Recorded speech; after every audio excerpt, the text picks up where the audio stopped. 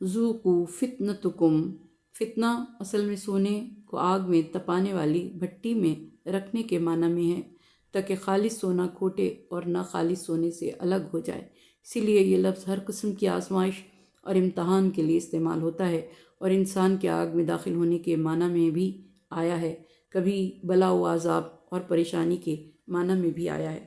پچھلی آیات میں جاہل، جھوٹ بولنے والوں اور قیامت و معاد کے منکرین اور ان عذاب کے بارے میں گفتگو تھی۔ اگلی آیات میں پرہیزگار مومنین اور ان کے اوصاف اور اجر پر گفتگو ہے، تاکہ ایک دوسرے کے ساتھ موازنہ کیا جا سکے اور حقائق اور زیادہ واضح اور روشن ہو جائیں۔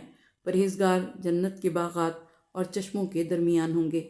جنت کے باغات کی یہ خصوصیت ہوگی کہ وہ چشموں کے اندر ہوں گے، اور ان کے پروردگار نے جو کچھ انہیں عطا فرمایا ہے وہ اسے حاصل کرتے ہیں۔ مولانا ولی اللہ فرنگی محلی لکھنوی سعید ابن جبیر اور حضرت عبداللہ ابن عباس سے روایت کرتے ہیں کہ یہ آیت حضرت علی علیہ السلام، بی بی فاطمہ زہرا سلام اللہ علیہا، امام حسن مجتبیٰ علیہ السلام اور حسین شہید کربلا علیہ السلام کی شان میں نازل ہوئی۔ ابن عباس کا بیان ہے کہ حضرت علی علیہ السلام کی عادت تھی کہ آپ رات کے پہلے حصے میں نماز عشاء اور اس کی تعقیبات میں مشغول رہتے، اور آخری حصے میں تہجد اور قرآن کی تلاوت فرماتے، اور ہر شب 1000 رکعت نماز پڑھتے جس میں پورا قرآن ختم فرماتے، اور الگ صبح ذکر خدا میں مشغول رہتے۔ علامہ حسین وائس کاشفی لکھتے ہیں کہ آیت کے آخری جملے کا مطلب یہ ہے کہ ساری رات جاگنے کے باوجود صبح ایسی حالت میں کرتے ہیں کہ زبان ذکر خدا سے لذت لے رہی ہوتی ہے۔ اللہ تعالیٰ کا ارشاد ہے کہ کچھ لوگ ایسے ہیں جنہیں خدا کے ذکر اور نماز پڑھنے، روزہ زکوٰۃ دینے سے نہ تجارت غافل کرتی ہے نہ خرید و فروخت۔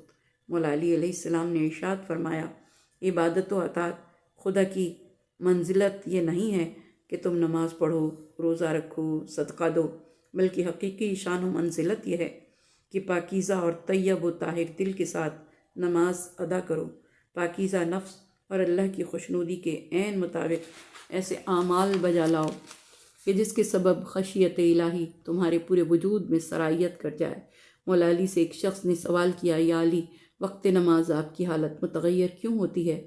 تو آپ نے فرمایا، نماز کی ادائیگی اس امانت کی ادائیگی کا وقت ہوتا ہے جو خدائے بزرگ برتر نے آسمانوں اور زمین کو پیش کی تھی، مگر انہوں نے قبول کرنے سے انکار کر دیا۔ حالت نماز میں مولا علی کی کیفیت غیر متحرک ہوتی، آپ کے رکوع و سجود طولانی اور جس میں اثر بے حس و حرکت ہو جاتا۔ مولا علی نے جب محمد ابن ابی بکر کو مصر کا گورنر بنا کر بھیجا تو آپ نے اپنے خط میں تاکید فرمائی، اپنی نمازوں کے اوقات کی نگرانی کرنا، نماز وقت پر ادا کرنا، جلد فارغ ہونے کی غرض سے قبل از وقت نماز نہ پڑھنا، اپنے کاموں کی مصروفیت کی خاطر نماز کو ملتوی مت کرنا، نماز کو خاص اہمیت دو، اپنے کاموں کی ترتیب اور نظم و ضبط کو نماز کے تابع بناؤ۔ آپ نے نماز کو رزق میں کشادگی کا سبب قرار دیتے ہوئے اپنے محبوں سے ارشاد فرمایا، کیا تم چاہتے ہو کہ میں تمہیں رزق میں اضافے کے اسباب بتاؤں؟ آپ کے اصحاب نے عرض کی، یا امیر المومنین، آپ ارشاد فرمائیں۔ امیر المومنین علیہ السلام نے ارشاد فرمایا، ظہر و عصر، مغرب و عشاء سے رزق میں اضافہ ہوتا ہے۔ اسی طرح فجر اور عصر کی نماز کے بعد تعقیبات پڑھنا، صلہ رحمی کرنا، گھر کے آگے جھاڑو دینا، بخشش طلب کرنا، امانت کا ایمانداری سے رکھنا، حق بات کہنا، جب اذان ہو تو اذان کے کلمات کا دہرانا، لالچ نہ کرنا، جو احسان کرے اس کا شکریہ ادا کرنا، بیت الخلاء یعنی باتھ روم میں خاموش بیٹھنا، جھوٹی قسم نہ کھانا، کھانے سے پہلے ہاتھ دھونا، دسترخوان سے غذا کے ذرے اٹھا کر کھانا، یہ باتیں رزق میں اضافے کا سبب بنتی ہیں۔ آپ اپنے محبوں کو نماز کی بار بار تاکید فرماتے تھے۔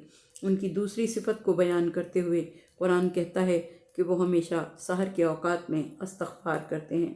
آخر شب میں غافلوں کی آنکھیں نیند میں ہوتی ہیں، ماحول پر ہر لحاظ سے سکون ہوتا ہے، اور وہ عوامل جو انسان کی فکر کو اپنی طرف مشغول رکھتے ہیں سب خاموش ہوتے ہیں۔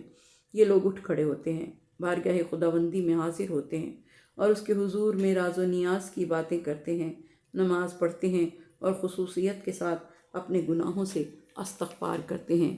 یہاں استغفار سے مراد نماز شب ہے، اس لیے کہ نماز وتر کا قنوت استغفار پر مشتمل ہے۔ اسحار سحر کی جمع ہے، اس کے معنی پوشیدہ اور پنہاں ہونا ہے، چونکہ رات کی آخری گھڑیوں میں ایک خاص قسم کی پوشیدگی ہر چیز پر چھائی ہوئی ہوتی ہے اور اس لیے اس کا نام سحر ہے۔ سحر ایسی چیز کو کہا جاتا ہے جو حقائق کے چہرے کو ڈھانپ دے یا جس کے اسرار دوسروں سے پوشیدہ ہوں اور سمجھا نہ جا سکے کہ اس میں کیا چیز پوشیدہ ہے۔ حضور اکرم نے ارشاد فرمایا، آخر شب میں نماز شب پڑھنا مجھے زیادہ پسند ہے، کیونکہ خداوند کریم ارشاد فرماتا ہے پرہیزگار سحر کے وقتوں میں استغفار کرتے ہیں، اور امام جعفر صادق علیہ السلام سے منقول ہے کہ بہشتی نیکوکار سحر کے وقت نماز وتر میں 70 مرتبہ اللہ سے مغفرت طلب کرتے ہیں۔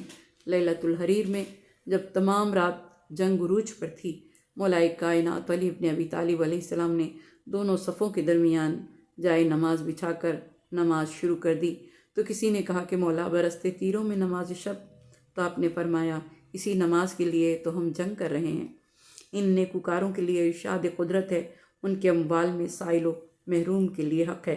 امام جعفر صادق علیہ السلام نے فرمایا کہ خدا نے دولت مندوں کے مال میں زکوٰۃ کے علاوہ کچھ حقوق قرار دیے ہیں، ان کے مال میں سائل و محروم کے لیے حق کے معلوم ہے، اس لیے حق کے معلوم زکوٰۃ کے علاوہ ہے، اور وہ ایسی چیز ہے جو انسان خود اپنی ذات پر لازم کرتا ہے کہ وہ اپنے مال میں سے دے، چاہے تو روزانہ دے یا ہر جمعے کو دے یا پھر ماہانہ دے۔ سائل اور محروم میں کیا فرق ہے؟ سائل وہ شخص ہے جو لوگوں سے مدد کا تقاضا کرے، لیکن محروم وہ آبرو مند شخص ہے جو روزی کے لیے اپنی انتہائی جد و جہد اور کوشش کرتا ہے، لیکن اس کا ہاتھ کہیں نہیں پہنچتا، جس کی وجہ سے اس کی زندگی دشوار اور محروم ہو جاتی ہے، اور اس کے باوجود وہ اپنی غیرت کی حفاظت کرتا ہے اور کسی سے مدد نہیں مانگتا۔ یہی وہ شخص ہے جسے محروم کہا گیا ہے۔ محروم ایک ایسا شخص ہے کہ وہ جس قدر بھی کوشش کرتا ہے اس کی کوئی آمدنی نہیں ہوتی، گویا زندگی کے راستے اس کے سامنے بند ہو جاتے ہیں۔ ان کے چہرے کا رنگ ان کے اندرونی بھید کی خبر دیتا ہے، اور ان کے چہروں کو پہچاننے والے پہچان لیتے ہیں۔ انہی پہچاننے والے بندوں کی طرف خدا نے اشارہ کیا ہے، جن کے اپنے گھروں میں فاقہ ہوتا تھا مگر سائل کو کبھی خالی ہاتھ نہیں لوٹاتے تھے، اور محروم کو تلاش کر کے رزق ان کے گھروں میں پہنچاتے تھے، اور رات کے اندھیروں میں خلق خدا کی مدد کرتے تھے، اپنی پشت پر لاد کر غریبوں کے لیے کھانا لے جاتے تھے اور ان کے گھروں تک پہنچاتے تھے۔ ہر معصوم نے اس فریضے کو واجب سمجھ کر سر انجام دیا، یہاں تک کہ سورہ دہر میں خدا نے خود ان کا شکریہ ادا کیا۔ امام جعفر صادق علیہ السلام نے فرمایا، ہر آدمی رات کو 3 بار بیدار ہوتا ہے کہ قدرت اسے بیدار کرتی ہے تاکہ نماز شب پڑھے، اور اگر وہ نہیں اٹھتا تو شیطان اس کے دونوں کانوں میں پیشاب کر دیتا ہے تاکہ وہ بیدار نہ ہو سکے۔ زمین میں یقین حاصل کرنے والوں کے لیے بہت سی نشانیاں ہیں، اور خود تمہارے وجود کے اندر بھی نشانیاں ہیں، کیا تم دیکھتے نہیں؟ اللہ تعالیٰ کی تمام مخلوقات میں اس کی نشانیاں ہیں اور اس بات کی دلالت کرتی ہیں کہ وہ ایک ہے۔ کیا تم دیکھتے نہیں کہ اللہ نے تمہیں سننے والا دیکھنے والا پیدا کیا؟ کبھی تم غصے میں ہوتے ہو، کبھی تم خوش ہوتے ہو، کبھی تم بھوکے ہوتے ہو اور کبھی تم سیر ہوتے ہو۔ یہ تمام حالات اللہ کی آیات ہیں، اللہ کی نشانیاں ہیں، اور تمہارے وجود کے اندر ہیں جو تمہیں بیدار کرتی ہیں کہ خدا کو مانو اور تسلیم کرو۔ ایک زندیق نے امام علی رضا علیہ السلام سے پوچھا، مجھے بتائیے کہ خدا اگر ہے تو کہاں ہے؟ آپ نے فرمایا، جب میں نے اپنے جسم میں غور کیا اور دیکھا کہ میں اپنے جسم میں اس کے طول و عرض میں نہ کمی کر سکتا ہوں اور نہ زیادتی، نہ اس کو نقصان دے سکتا ہوں، نہ اس کے لیے قواعد جاری کر سکتا ہوں، تو مجھے پتہ چلتا ہے کہ اس عمارت کا کوئی بانی ہے، تو میں اس کی ذات کا اقرار کرتا ہوں۔ آسمانوں پر اس کی قدرت کے نظارے دیکھتا ہوں، وہ ہے جو بادلوں کو پیدا کرتا ہے اور ہواؤں کو ادھر سے ادھر گردش دیتا ہے، وہی ہے جو سورج چاند ستاروں کو چلاتا ہے۔ یہ سب اس کی صنعت گری کی آیات ہیں۔ ان تمام اشیاء سے مجھے معلوم ہوتا ہے کہ ان کا خالق ان تمام اشیاء پر قدرت کاملہ رکھتا ہے۔ ایک آدمی نے مولا علی سے سوال کیا، یا امیر المومنین، آپ نے اپنے رب کو کیسے پہچانا؟ تو آپ نے فرمایا، میں نے اپنے رب کو ارادوں کے ٹوٹنے سے پہچانا۔ جب میں ارادہ کرتا ہوں تو میری ذات اور میرے ارادے کے درمیان کوئی نئی صورت حائل ہو جاتی ہے۔ میں ارادہ کرتا ہوں لیکن قضا میرے عزم کے مخالف ہو جاتی ہے، تو میں اس منزل پر پہنچ جاتا ہوں کہ اس کائنات اور میرے جسم کا مدبر کوئی اور ہے۔ اور پھر خدا نے فرمایا تمہاری روزی آسمان میں ہے۔ جب امام حسن مجتبیٰ سے بادشاہ روم نے مخلوق کے رزق کے بارے میں سوال کیا تو آپ نے فرمایا مخلوق کا رزق چوتھے آسمان سے نازل ہوتا ہے، وہ ایک مقدار کے مطابق نازل ہوتا ہے اور ایک مقدار کے مطابق پھیلتا ہے۔ مولا علی علیہ السلام کا فرمان ہے کہ جب تم میں سے کوئی شخص نماز سے فارغ ہو تو اپنے ہاتھوں کو آسمان کی طرف بلند کرے اور اپنے لیے دعا مانگے۔ یہ سن کر کسی نے کہا یا امیر المومنین، کیا اللہ تعالیٰ ہر جگہ موجود نہیں ہے؟ آپ نے فرمایا جی ہاں، وہ ہر جگہ موجود ہے۔ اس نے کہا جب اللہ تعالیٰ ہر جگہ موجود ہے تو پھر ہاتھوں کو آسمان کی طرف ہی کیوں بلند کیا جائے؟ آپ نے فرمایا کیا تم نے قرآن مجید کی یہ آیت نہیں پڑھی کہ تمہاری روزی آسمان میں ہے اور وہ جس کا تم سے وعدہ کیا جاتا ہے؟ جب اللہ تعالیٰ نے فرما دیا ہے کہ رزق آسمان سے نازل ہوتا ہے تو رزق کی جگہ آسمان ہے، اور پھر رزق کہاں سے طلب کیا جائے؟ اللہ تعالیٰ نے رزق کے نزول کا جو وعدہ کیا ہے وہ آسمان سے کیا ہے کہ تمہارا رزق آسمان سے نازل ہوگا، اور اسی لیے آسمان کے سامنے اپنے ہاتھوں کو پھیلا دو اور آسمان کی طرف نظر اٹھا کر اس سے روزی کا سوال کرو۔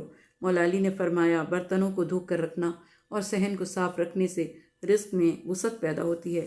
مولا علی نے فرمایا رزق کو طلب کرو، یعنی خدا کی بارگاہ میں اپنے ہاتھوں کو پھیلا کر اس سے روزی مانگو، اور یہی بندگی کی شان ہے اور اس کی خدائی کے سامنے اپنے آپ کو جھکا دینا ہے۔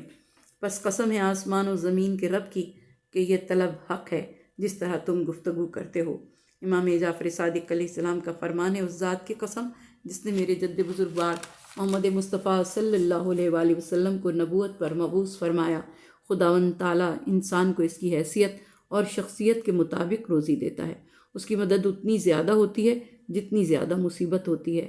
حضور اکرم نے ارشاد فرمایا رزق اللہ کی طرف سے مقرر شدہ ہے، کسی کا حرص روزی کو زیادہ نہیں کرتا، اور کسی کی ناپسندیدگی یا حسد اسے روک نہیں سکتا۔ حضرت امام جعفر صادق علیہ السلام کے پاس ایک آدمی آیا اور اس نے عرض کیا کہ مولا مجھے نصیحت فرمائیں۔ آپ نے فرمایا اگر اللہ تعالیٰ نے تیرے رزق کی کفالت اپنے ذمے لی ہے تو یہ حد سے زیادہ بھاگ دوڑ کیسی؟ اگر رزق مقسوم و مقدر ہے تو پھر یہ حرص اور یہ لالچ کیسا؟ آپ کا ارشاد ہے کہ لوگوں کو تکلیف آزار پہنچانے سے رکنا اور جھگڑے ختم کرنا ایسے عمل ہیں جن سے روزی میں اضافہ ہوتا ہے۔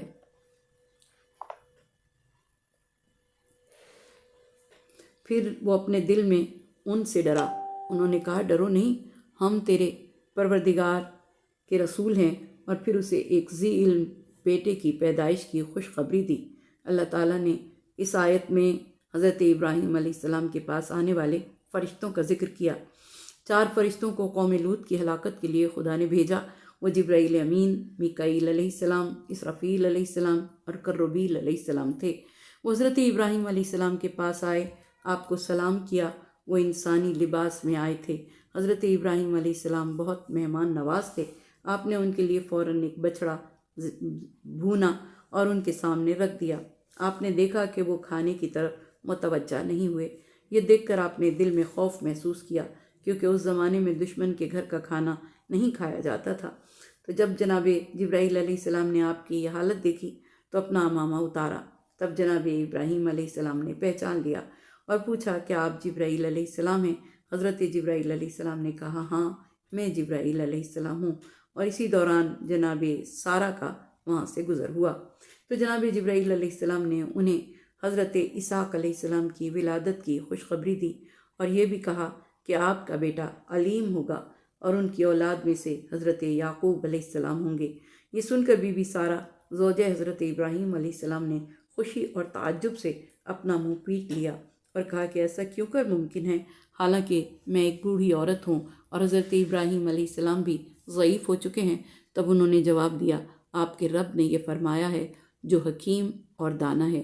حضرت ابراہیم علیہ السلام کی عمر اس وقت 100 سال یا اس کے لگ بھگ، اور بی بی سارہ کی عمر 90 سال کے لگ بھگ تھی۔ سورہ ہود میں خداوند کریم نے اس واقعے کو تفصیل سے بیان فرمایا ہے۔ اس آیت سے معلوم ہوتا ہے کہ انبیاء بطن مادر سے ہی علم لے کر آتے ہیں، ورنہ کسی اور کے لیے ایسا کیوں نہ کہا گیا؟ اگر کہا جائے اس کا مطلب یہ ہے کہ بعد میں وہ عالم بن جائیں گے تو یہ اس لڑکے کی ہی کیا خصوصیت ہے، بعد میں تو بہت سے لوگ عالم بن جاتے ہیں، آغوش نبوت میں پلنے والا جاہل کیسے ہو سکتا ہے؟ علیم وہ صفت ہے جو دوامی ہوتی ہے، یعنی پہلے سے تھی اور بعد میں بھی برقرار رہی، ہمیشہ باقی رہی۔ بس بیٹے کے ساتھ اس کا تعلق دوامی ہونا چاہیے۔ جب کہا فرشتوں نے کہ آپ کو خدا ایک علیم بیٹا دے گا، تو اس کا مطلب یہ ہے کہ وہ صاحب علم ہوگا، آئے گا تو علم لے کر آئے گا، اور جب تک رہے گا دنیا میں وہ دنیا کو علم کی طرف راغب کرتا رہے گا، تعلیم دیتا رہے گا۔ اگر یہ کہا جائے کہ اور انبیاء کے لیے تو ایسا نہیں کہا گیا، تو جواب یہ ہے کہ ہر ایک کے لیے کہنے کی کیا ضرورت ہے، ایک کی خصوصیت سے دوسروں کی خصوصیت خود ہی سمجھ لی جائے، کیونکہ انبیاء اور مرسلین سب ایک ہی کام کے لیے آئے ہیں، اور وہ دنیا کے کسی مدرسے میں تعلیم نہیں پاتے۔ اس سے ثابت ہوتا ہے کہ وہ خدا سے علم حاصل کر کے آتے ہیں۔ جب یہ ثابت ہوا تو حضور اکرم صلی اللہ علیہ وآلہ وسلم کو امی کہنے سے پہلے اس کے معنی پر غور کرنا ہوگا کہ خدا نے امی کہا، اس لیے کہا کہ خود اس نے علم دے کر بھیجا، اور دنیا میں انہوں نے کسی سے علم حاصل نہیں کیا۔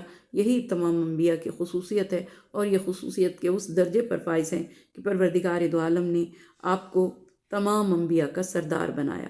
کسی بھی نبی یا رسول کو اس دنیا ظاہری کے علم کی ضرورت نہیں ہوتی، وہ عالم بالا سے علم لے کر آتے ہیں، اور جو تمام انبیاء کا سردار ہے وہ مدینۃ العلم اور اس کا وسیع باب العلم ہے۔ اللہم صلی علی محمد وآل محمد۔ پروردگار دو عالم، تجھے واسطہ تیرے اس کلام کا جسے ہم نے پڑھا اور سمجھنے کی کوشش کی۔ پروردگارہ، تمام مومنین کو جو جو بیمار ہیں صحت کاملہ، صحت عاجلہ عطا ہو۔ پروردگارہ، ہمیں ان متقین میں شامل فرما جنہیں تو نے جنت کی بشارت دی، اور پروردگارہ ہمیں ان کافروں سے اور تیری نعمتوں کے ٹھکرانے والوں سے دور رکھنا جنہوں نے تیری نعمتوں کو بار بار ٹھکرایا، اور آخر میں وہ تیرے عذاب کے مستحق ہوں گے۔ پروردگار دو عالم، ہمارے والدین کی مغفرت فرما، ان کے درجات کو بلند فرما، انہیں کروٹ کروٹ جنت نصیب فرما، ان کے گناہان صغیرہ و کبیرہ کو بخش دے۔